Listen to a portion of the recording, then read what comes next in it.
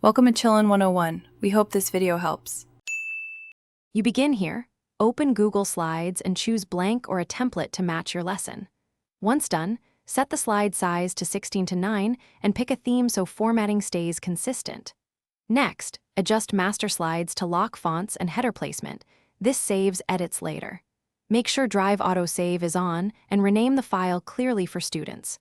You're ready to add your first content slide after these essentials, which prevents rework and keeps materials consistent across lessons.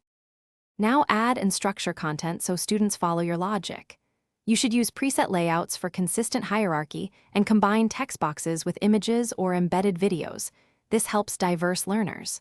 Once placed, write clear speaker notes for delivery and add alt text for accessibility. Use Insert to include charts or tables from sheets when showing data, and apply simple animations only to emphasize, not distract.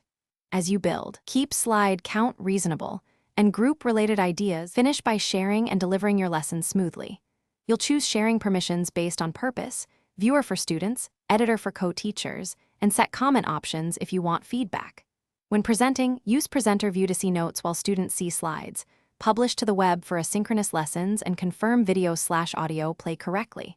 If something breaks, first reload and check internet, then clear browser cache or review drive storage. As a last step, use version history to restore previous content and keep teaching on schedule. Thanks for watching. Consider subscribing if we helped you.